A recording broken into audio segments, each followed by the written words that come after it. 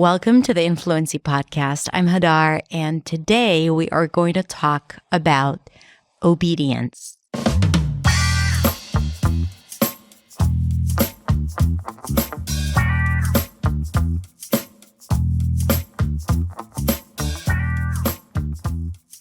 Hey everyone. Thank you so much for tuning in for another episode of the Influency Podcast.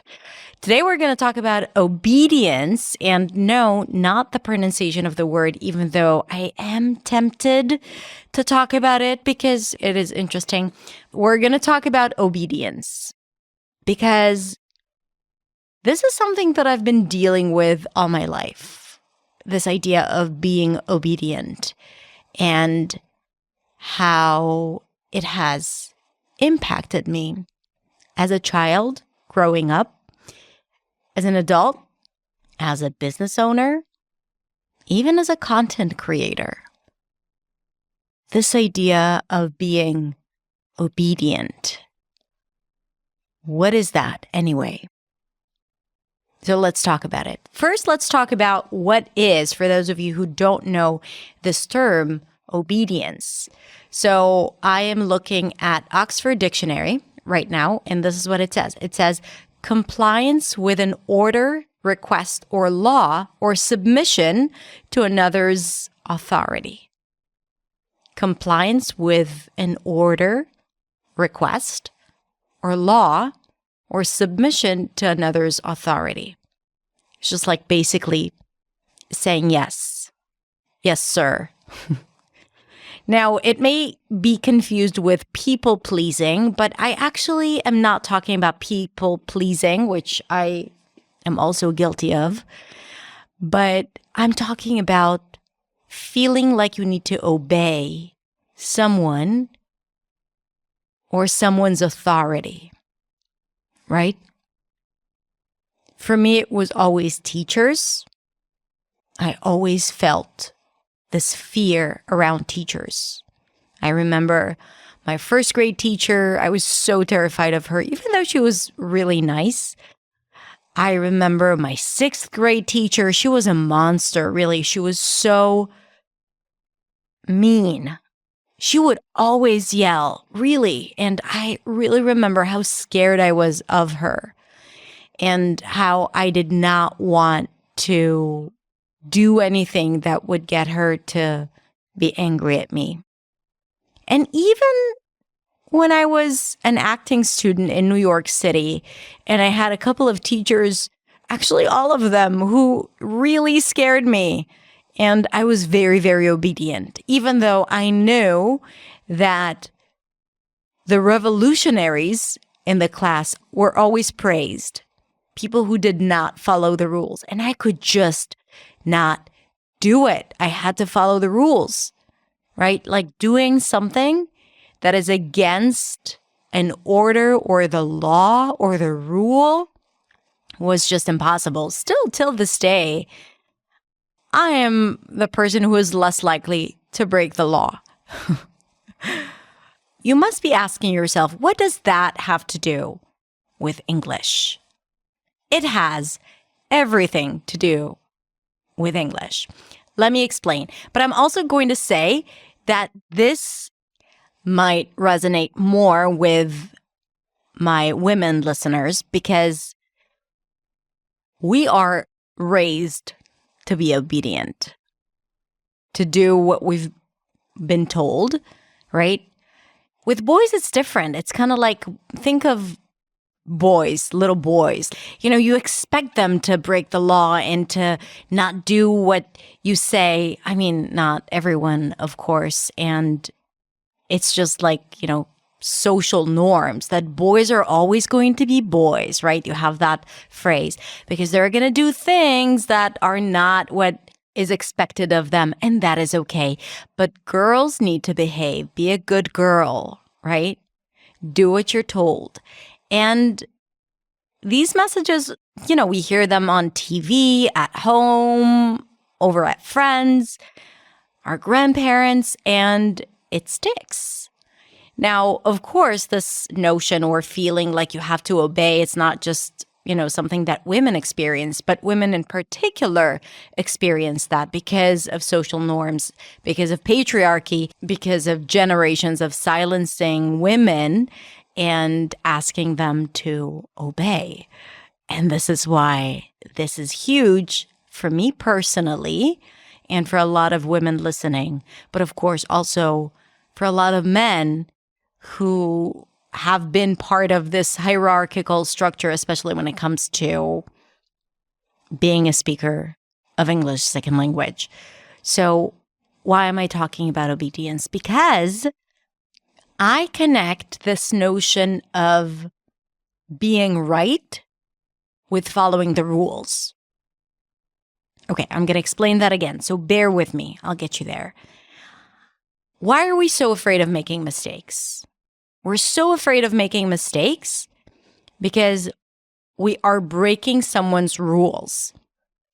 And for people who like to follow rules, because they're afraid that if they break the rules, then they're going to be rejected or someone's going to get angry at them, right? So it's not even about being considered as less intelligent, which is a very common fear. But I'm actually talking about something different. You know me. I like to tackle this fluency thing, speaking English from different angles, because I really want you to think of all the possibilities of why you are holding yourself back when you shouldn't.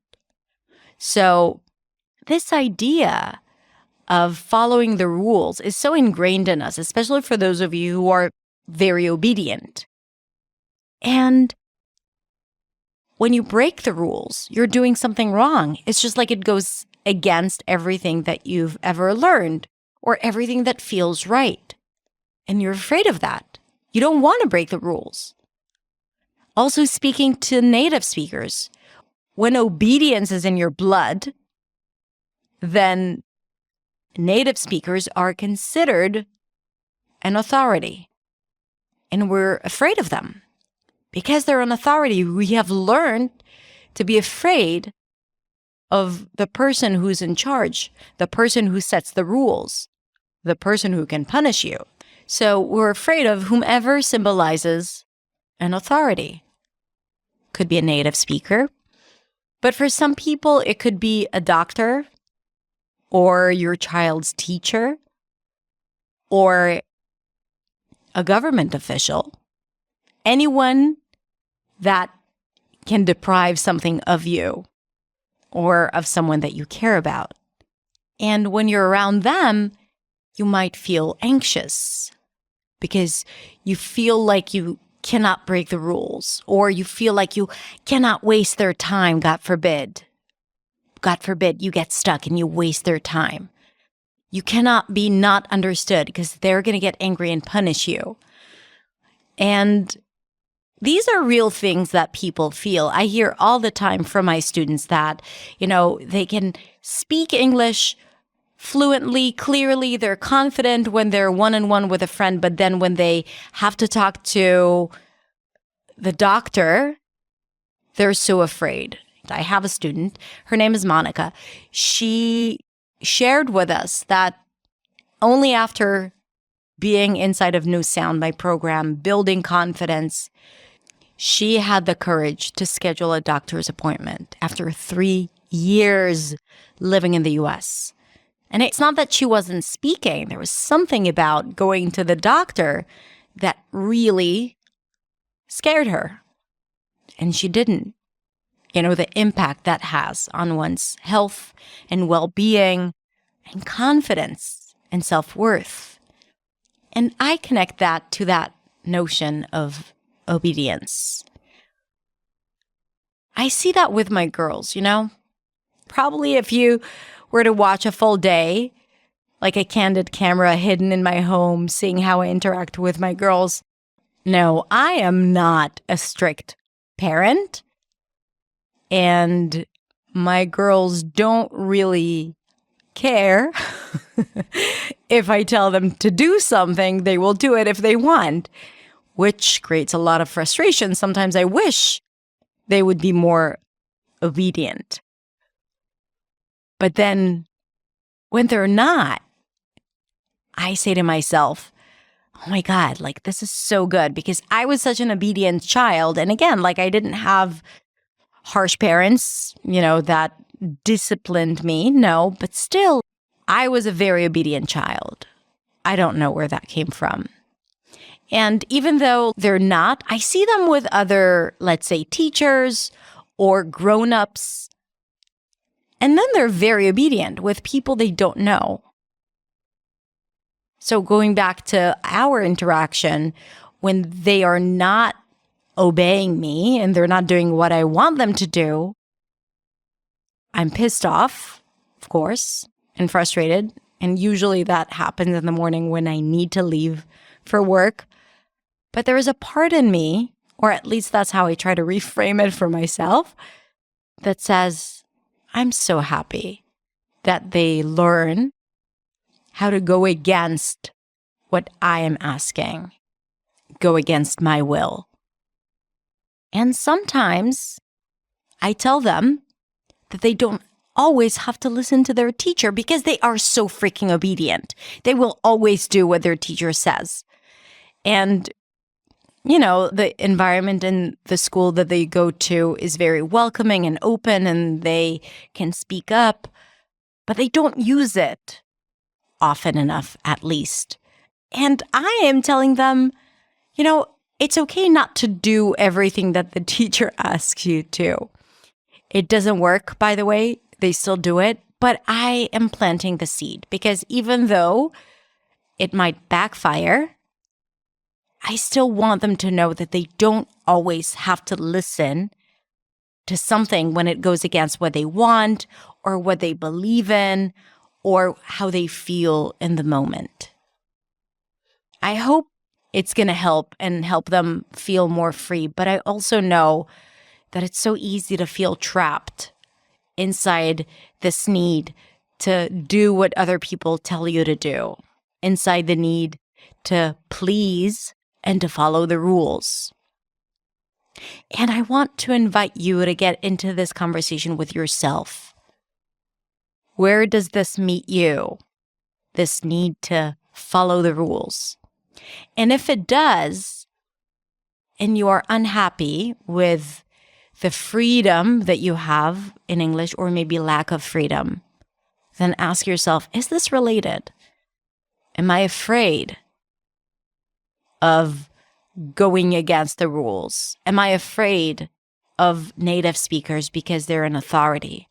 Am I afraid to speak to someone whom I consider as an authority because I don't want to make mistakes, waste their time, and all of that good stuff?